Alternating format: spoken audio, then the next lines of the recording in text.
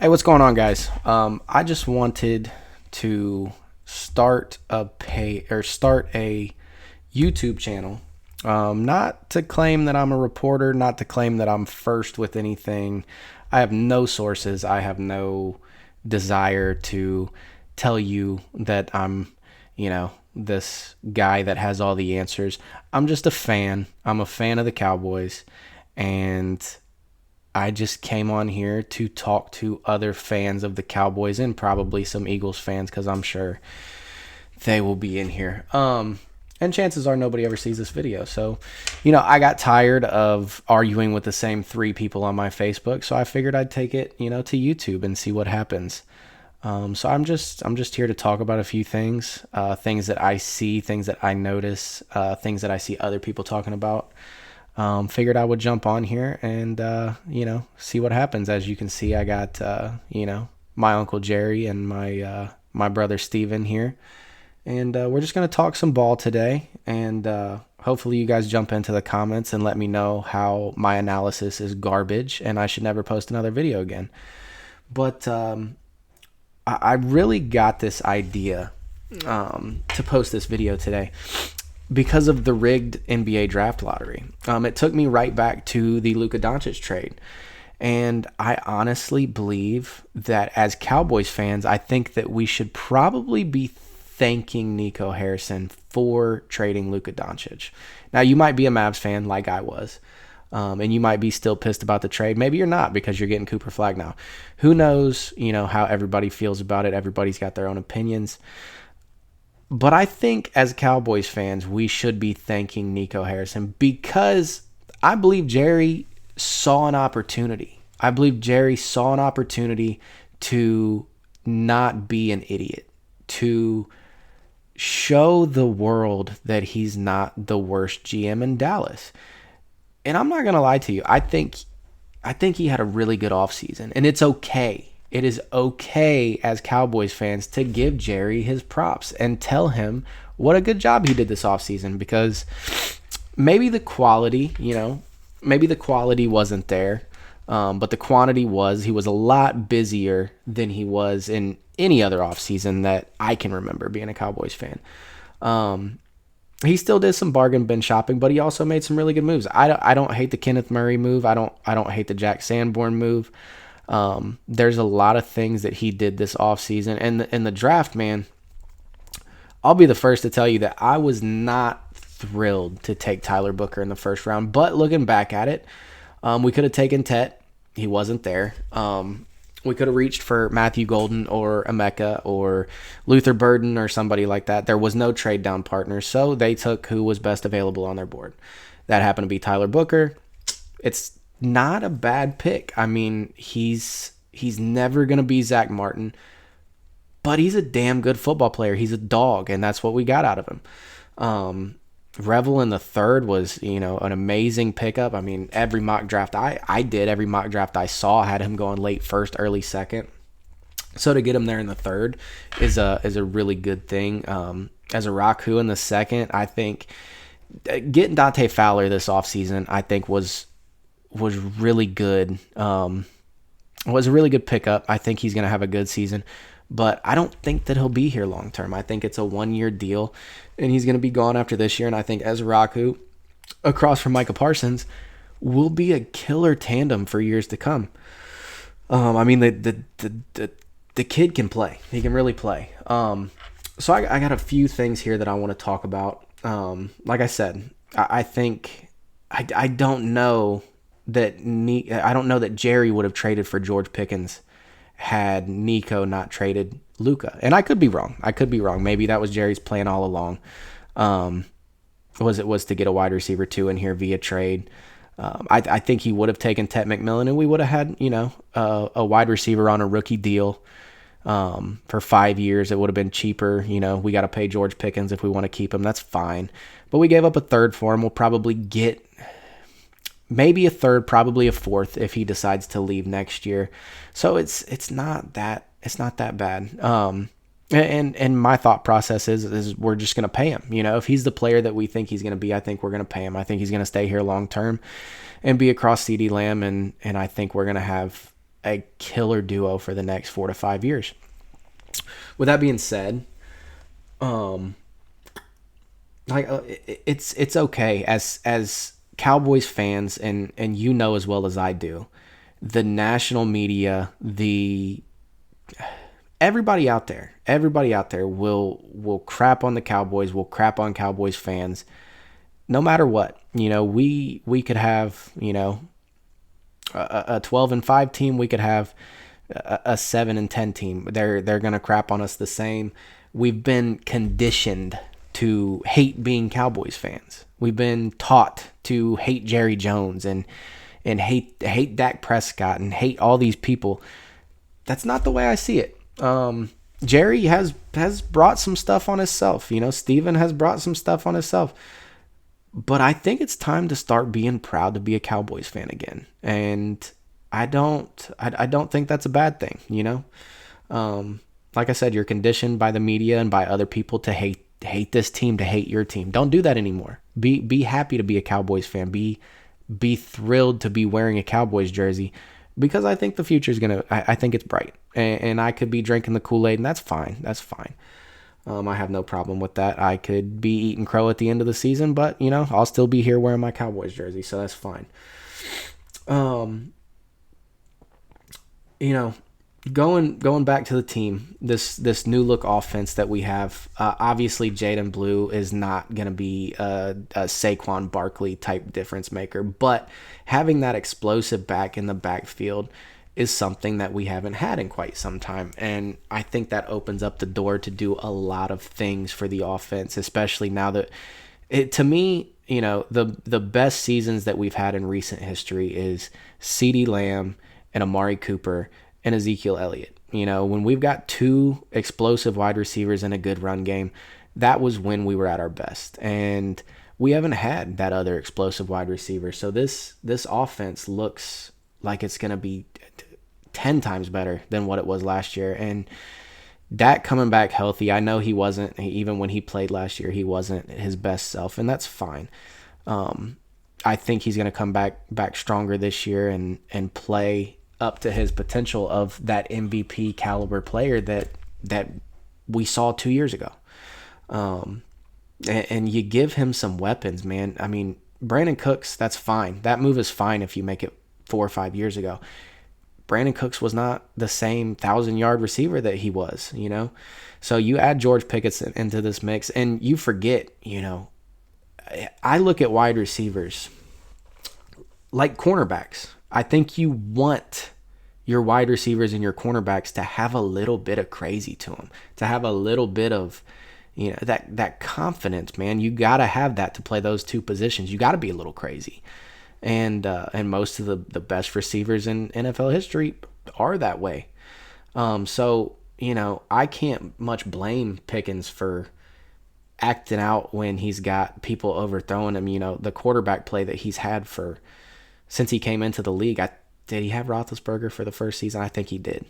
But I mean, when you got Kenny Pickett and Mitchell Trubisky and the corpse of Russell Wilson and Justin Fields, who, I'm as an Ohio State fan, I still have faith in Justin Fields, but he hasn't been very good. And George Pickens was still putting up monster numbers, and Dak Prescott is going to be by far the best quarterback that he's played with. And again, it's okay to say that. I don't know why we've put Dak down at the bottom of the list. He's still a top 10 quarterback. He's still that guy, and he's going to be that guy. So to have two wide receivers, to have Jake Ferguson coming back, Scooney, he had a big year last year. I think it's going to be a good season, and I know it's going to be a good season. Anyway, it's just going to be much better than it was last year, as long as everybody's healthy. And the thing is we don't have Cooper Rush waiting in the wings to game manage and hope we win a couple of games, to get us a worse draft pick. We've got Joe Milton, and Joe Milton is an upgrade of Trey Lance. I honestly think that he has the potential to be something in this league, which I don't think we've had in a backup quarterback in quite some time. So, Dak is on the verge of being considered injury prone. I'm with that. I'm fine with that. That's okay to say. If he has, another season where he misses 8, 9, 10 games, you can label him as that, and that's fine. But I think we're going to have somebody waiting in the wings that can come in and win some games and really show that he belongs in this league. And, I mean, he's got probably, he's up there with Josh Allen for the most powerful arm in the league. Like, he can be that guy. So, I do believe, our whole season isn't riding on Dak's hamstrings or Dak's ankle or whatever the case may be, his finger, whatever he gets dinged up with during the season.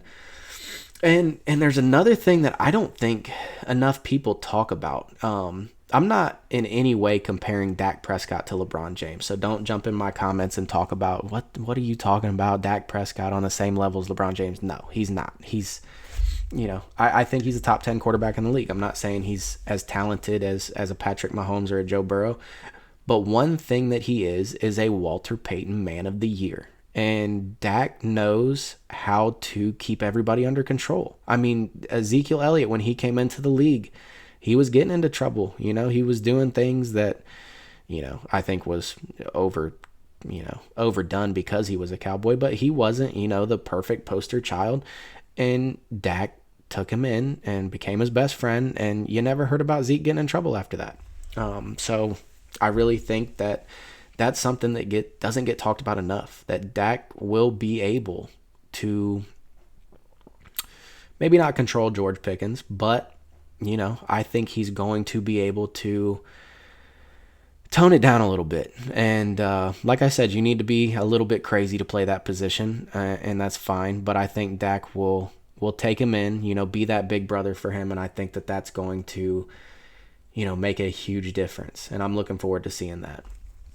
With that being said, Shoddy, it's the same thing as the Tyler Booker thing. I was not thrilled when they hired Shoddy to be the head coach of the Dallas Cowboys. I don't like the way they went about it. I don't think they did a real coaching search, just like I don't think they did a real coaching search when they hired McCarthy. I think they had a guy in-house that they wanted to hire, and to my knowledge, I still don't think we know what the contract details are, but he's done a good job, and that's okay to admit. It's okay to be proud of your head coach, even though the national media might not be, and your friends might not be. That's fine. But you got to get behind him, just like the players are. I mean, these players love Schottenheimer, and I'm not saying that they have the same type of style. I think, I think Shoddy's a little bit more mild than this comparison, but I think of Dan Campbell when I think of Brian Schottenheimer. Not in the way that he's going to, do the war cry and have everybody riled up and ready to go tear some heads off, but the way that he gets his players to rally around him and to believe in the culture and the tone of this team and to change the culture of this team. He's been here for years now, but, I think he's really coming into his own, and he's changing the locker room, and he's changing the minds of the players and the fans, and maybe Jerry and Steven. I think he's been in their ear, and I think that he's made decisions, and they've said, okay, we'll let you fill out your coaching staff. We'll let you have your draft picks, and that's something that I don't think that they did in the past. I think Mike McCarthy was a puppet. I think he did exactly what they said. They made the draft picks, they made the free agency moves, and I don't think that's happening right now. I think Brian Schottenheimer has done a hell of a job as the Cowboys head coach so far.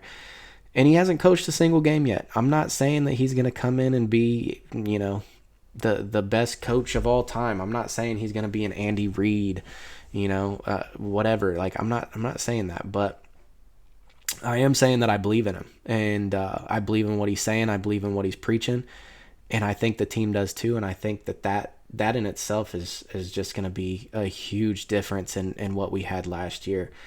And the thing with George Pickens is he's not a criminal. He hasn't done anything criminal. He's just young. He's maybe a little bit immature, and that's fine. We saw what he did to J-Lu. That's fine. I think between the way Schottenheimer is coaching and the way Dak is leading, and I think Michael wants to step up and be that too. I don't think that George Pickens is going to be a problem. I don't think we're going to see an Antonio Brown-esque, exit here. I don't. I think that he's going to have a great season. I don't think he's going to get in any trouble. Will he get a 15-yard penalty here and there? Probably. And it'll probably piss us off one game, and it may even cost us a game. But I don't think that it'll happen consistently. I think that the new leadership and the new mentality of this team, I think, will be just fine. I've seen a lot of people still talking about, should we still bring in Amari? Should we still bring in a Keenan Allen? I think we're overlooking Jalen Tolbert. I think we're overlooking Jonathan Mingo too. The same thing is to be said with Jonathan Mingo. He never had a quarterback. He's never had a quarterback like Dak. And even last year, he didn't have a quarterback like Dak because he had Cooper Rush throwing him the ball. He ran some good routes last year. He got open quite a bit. He just didn't get the ball. Yeah, he couldn't get the ball to him. And these options that we were talking about before George Pickens came along, we were looking at, Tyler Lockett, Romeo Doubs, like Keenan Allen. Jalen Tolbert had 610 yards and 7 touchdowns last year. That's at the same amount of yards and 3 more touchdowns than a Romeo Doubs.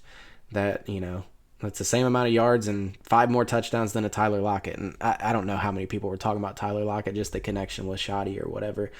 Now, Keenan Allen, you could talk me into, trying to pick him up still, but is that a progress stopper? I want Jalen Tolbert to be a good wide receiver 3. I think he was like the 64th rated receiver in the league.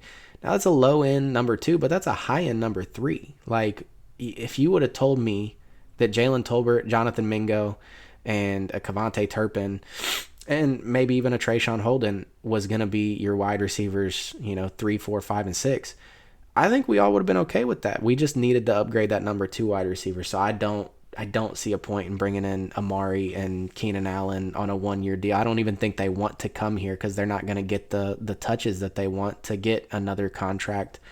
So I want to see what Jalen Tolbert, Jonathan Mingo, Kevontae Turpin, Trayshawn Holden, maybe even a Jalen Brooks. I think I've been out on him for a while, but maybe they can put something together and show that they are. I mean, this is a formidable wide receiver room. I'm very excited to see how they play this year. So I don't see them coming in and getting another receiver. And I'm fine with that. I'd be okay, if they went out and got a Breece Hall, fine. That's great. But again, the running back room, I'm willing to give Javonte Williams a chance. I'm willing to give Miles Sanders a chance. Jaden Blue, I think, is going to be a guy. I truly believe that he's going to be a guy. I don't think we're giving him enough credit. I mean, he's explosive, and we've missed an explosive back. We haven't had one for a while. And so, and I mean, Turpin can run the ball. I mean, he's not going to get 12 carries a game, but we can throw him back there, and he can have some explosive plays along with Jaden Blue.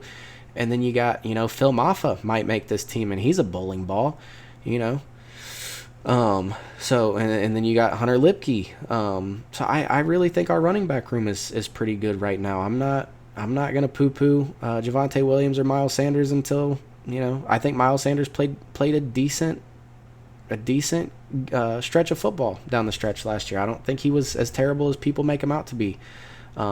I was pretty high on Javonte Williams in Denver, and did he have a great season? No, but could he now? Yeah, with a revamped offensive line, and a change of pace back in Jaden Blue, like I could see him doing something this year. So I think our running back room is okay. Defensive tackle, you could convince me on a nose guard. You could trade for DJ Reader. You could trade for BJ Hill.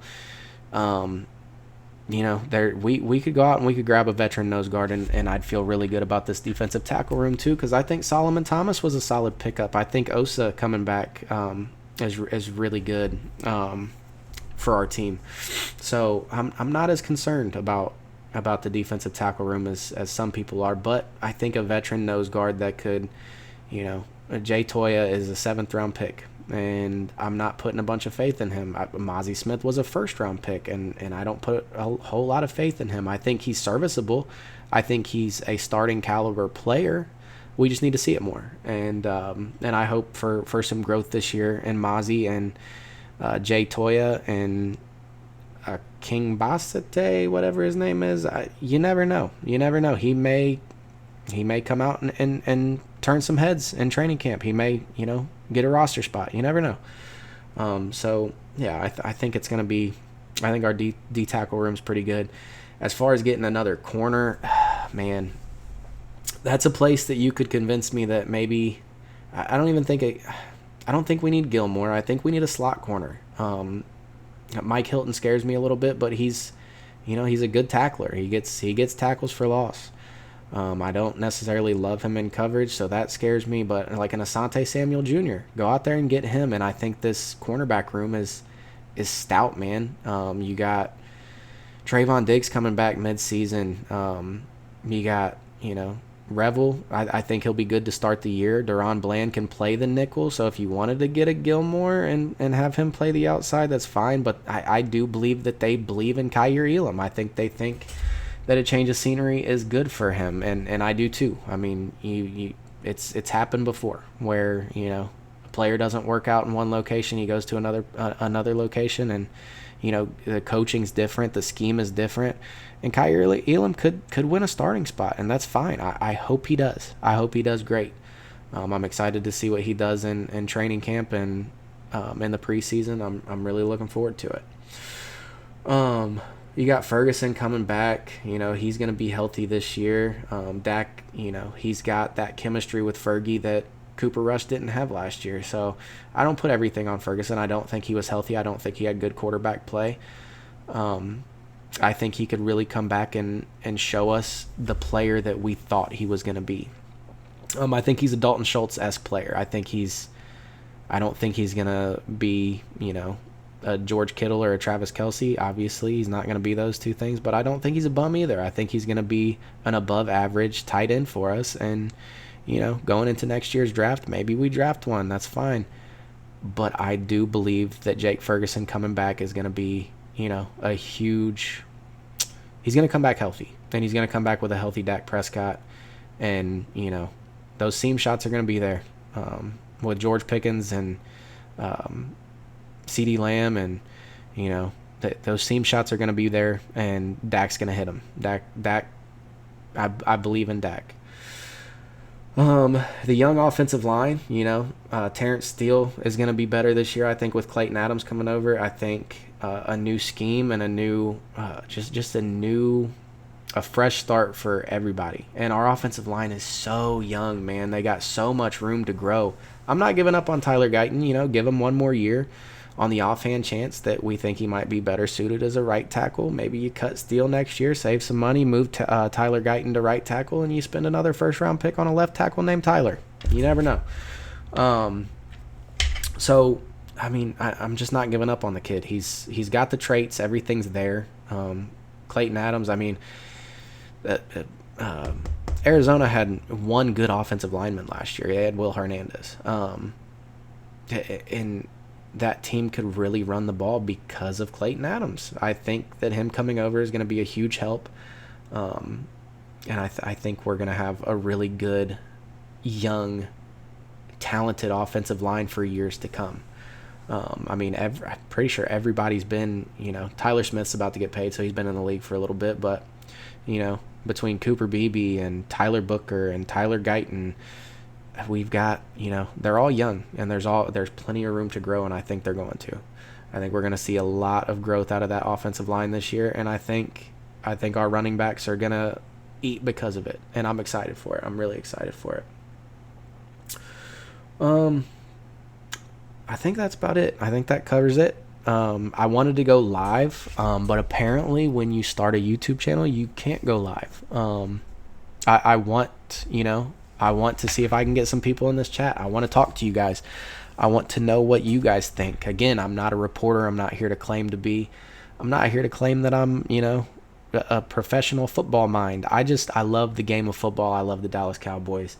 I hope you guys, I hope you guys like my content. If you do like it, subscribe, like the video, share the video. I'd really appreciate it. I'd love to talk to you guys. I should be good to go to start live streaming tomorrow.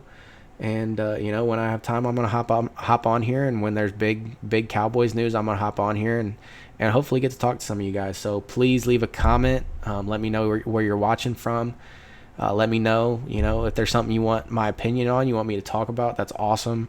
I'd really appreciate it. Like I said, the only reason I came on here, I go on Facebook, man, and I share my thoughts. I share my opinions, especially during the game. I'm a hothead, I get angry and I post things, and then there's always the same 3 people that comment. I wanted to talk to more people. I wanted to open up my audience and to open up my conversations and get other people's perspective and point of view. Even if you're not a Cowboys fan, maybe you're not a Cowboys fan, maybe you're a Giants fan, an Eagles fan. That's fine. Come in here, be respectful, and let's have an open dialogue. Let's have a conversation. So I hope you guys liked the video. I hope you guys, come back for more. And I'm gonna be posting quite a bit because I love talking football. So, I hope to see you guys again. Thanks a lot. Appreciate y'all.